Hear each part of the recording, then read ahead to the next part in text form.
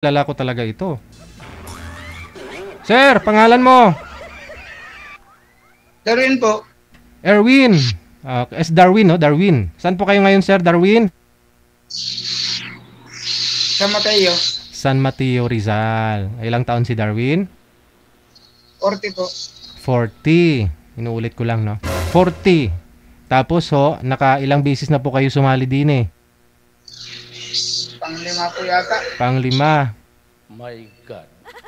Tapos, yung huli mo pong nakausap last month, ano pong nangyari doon? Wala. Di na ako nag-ano.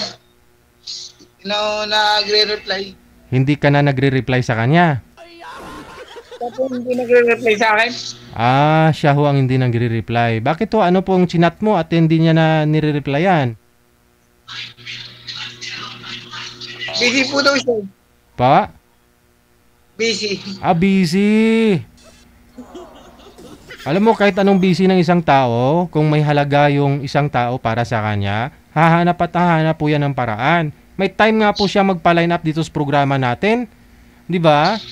Ibig sabihin, may time siya magpa-line up. May time siya maghintay.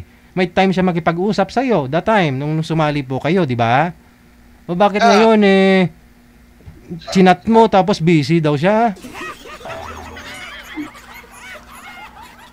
Bakit to? Anong chinat mo sa kanya? Baka nag-I love you ka kaagad?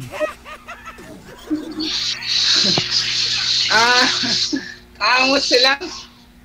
Pa? Nangangamusta lang po. Nangangamusta lang. Mahirap po kasi yung kamusta-kamusta eh. Kasi iba na ho kasunod niyan. Dapat ho, kamo, hindi mo liligawan, hindi mo sasabihan ng I love you, pero tawagin mong mahal. Yeah. Dapat, mahal, kumain ka na, ganun. I-care, i-comfort mo kaagad. Huwag ka magpabaya, wag puro trabaho. Isipin mo, mamahalin pa kita, ganun. Pero, pigilan mong sasabihin na I love you. Kasi siyempre bago lang ho ninyo nakilala tapos mag-I love you ka na kaagad. Oo. Siguro na nahiya kasi may edad po kasi sa akin. May edad. Ilang taon po ba yon yung nakausap ninyo last month? Si ano po yun? Si Roslyn ba yun? Ilang taon na ho siya? 48 po yata yun. 48. Walang taon lang. Pero, di naman po big deal sa'yo, no? Yung edad. Okay lang naman po sa'yo yung ganung edad, no? Wala naman ang problema. Oo. Pero type mo siya? Type mo? Gusto mo siya? Pwede naman po. Pwede naman. Hindi naman ako feeling. Pwede naman po. Okay. Pero ayaw niya sa'yo siguro, ayaw niya mag-reply, no? Hindi na ako. Yung nakalagay po kasi doon, September pa yung huling kuwan niya. September. September pa ho yung huling scene niya. Yung yata niya, yung chat niya, open niya.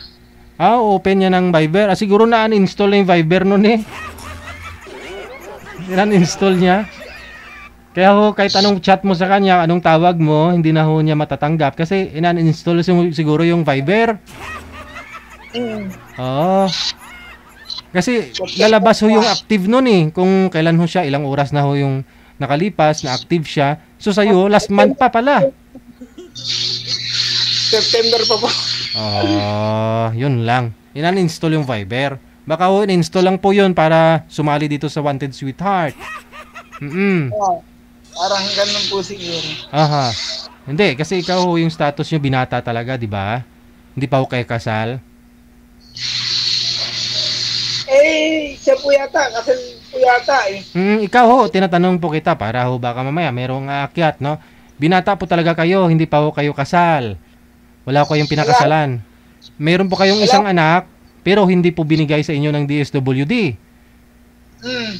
Dapat ho, maka-provide kayo ng mga patunay na anak mo talaga yon. Yun nga lang, hindi po mo apelyido. Hindi kayo pareho ng apelyido, no? Pero nakita mo po talaga yung anak mo na yun, may luksong dugo, sir? Nakita mo kamukha mo, ha? Parang lukso lang po ng dugo, pero hindi ko talaga ho, ano eh. Kamukha? Ano ho yun nung makita mo? Ano, lumukso yung dugo, sir? Ano ba yung naramdaman mo that time? Nung makita mo yung bata doon sa... Ha? Parang, ano, hindi ako makatulog sa gabi. Okay. Parang hindi siya mabura sa isipan mo kahit matutulog ka na bigla ho siyang papasok tapos sabihin, Papa! Ganon. Ilang taon na po siya ngayon? Tatlo. Yun. Yan mga edad ng mga bata yung kakulitan, di ba? Yung hinahanap yung mama, yung papa. Yung nanay nga po, namatay na. Yung ka-live-in mo po dati, di ba? Nung ipinanganak siya. Sa ngayon ho, na kinupkop ng DSWD, tapos problema, kasi hindi ho nakapangalan, nakapelyedo sa'yo, kaya hindi po nila ibinigay. No? Tapos hindi ko na rin po ma-contact yung yung nurse yata yun sa isabi nyo, hindi ko na ma-contact eh. Hindi ko na makakuha yung number. Yung nagpaanak ko sa asawa mo. Kasi during that time, wala po kayo nung nanganak ko yung ka-live-in mo, di ba? Number po kasi nung ina yung gamit, yung cellphone mismo nung namatay. Yun yung gamit na number. Sinubukan kong paringin nung nakaraan. Kukuha naman. Nagre-ring. Hindi ko kayo nagpakilala. Hindi po nagre-reply. Yun lang. Snabera. Inamatay na nga ho siya, ba't magre-reply? Ikaw talaga. Sa asawa siguro, sa nanay, wala na ho tayo doon. Namatay na po talaga eh. Sa anak mo na lang sana. No? Sa araw ng patay, pwede nyo hong kausapin yung kaluluwa. Baka ho magparamdam, tuturuan ka ng dapat mong gawin. Makuha mo yung anak ninyo. Makabawi ka sa anak ninyo. Diba? Mapaaral mo. Ganun.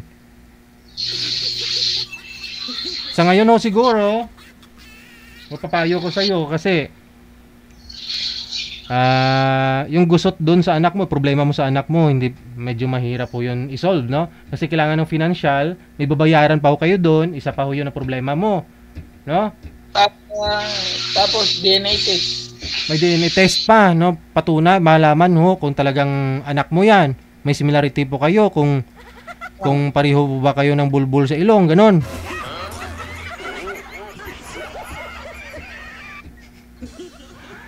Hindi, biro lang ha. Siguro pera ho yung kailangan mo ngayon para ma-fix mo, ma-solve mo yung problema mo dyan sa anak ninyo. Ngayon ho, kung mag-aasawa pa ho kayo, another problema yan. Lalo po't mayroon pong mga anak siguro yung mga kakatuluyan mo. Kunyari, sample lang, no? Single mother. Siyempre, kailangan mo tulungan ho yun. Tanggap mo yung anak niya, tanggap mo siya. So, hindi mo matiis na makita mong asawa mo problemado, may problema sa mga anak niya. Pantustos, itutulungan mo yun. Paano naman po, yung anak mo doon, hindi mo na susuportahan. Tapos anak ng iba, susuportahan mo. Siguro, isolve mo muna yung problema mo doon sa panglimang sali mo na po kasi ito. Advice ko lang sa'yo ha. Huwag mong masamain ha. Panglimang sali mo na po kasi. Unahin mo po na yung problema mo dun sa anak mo. Pag okay na, at ready ka na bumuo ng pamilya, di ba? Pa-line up ka na lang po ulit.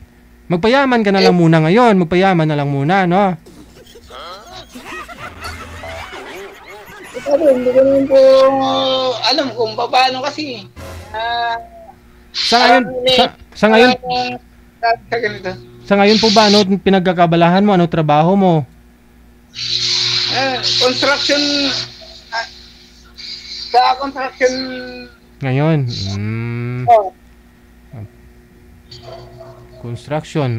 Okay na yan, makakaipon ka talaga. No? Sa construction, basta tuloy-tuloy lang yung trabaho mo. Tapos wala kang bisyo, makakaipon ka nun. No? Ayun. Wala. Magkano po ba? Labor po ba kayo? Magkano po yung sahuran ngayon? Diyan sa Rizal. 600. O pwede na. 600. Pagkain mo araw-araw, sabihin na ho natin 200. No? Siyempre, wag mong tipirin yun. Siyempre, mabigat ho yung trabaho mo. Dapat 2 rice talaga yun. O 3 beses ka kakain.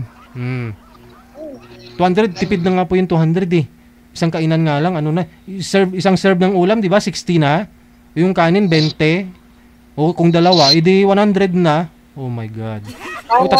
Magkano naman po kami dito kung nagkukorpo sa pagkain. Maganda ho yan para makatipid, na? Ano naman po kasi dito, rice cooker.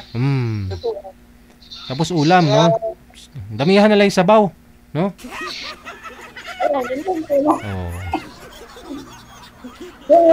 Nagsababaw, bumibili ng isda, kung ano yung nagkukorpo sa ulam. May naglalako naman po dito ng ng mga ulam, may isda, may... Ang ginagawa ko niyan, sir, para makatipid ho, bumibili ako isang adobo, isang serve, 60 pesos. Tapos bibili ako ng 40 pesos na gulay. O 10 lang. Gisahin ko yun, tapos gawin kong sahog yung binili kong adobo. O makakaulam ka na ng baboy, o di kay manok. O. Marami pa akong sabaw.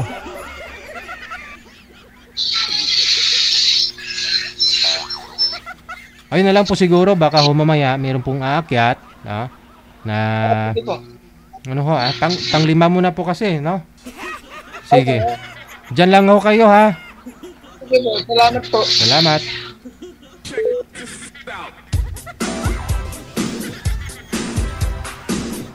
Sardinas kasi ngayon 30 na, no? Minsan sa tindahan ka bibili, 35, no?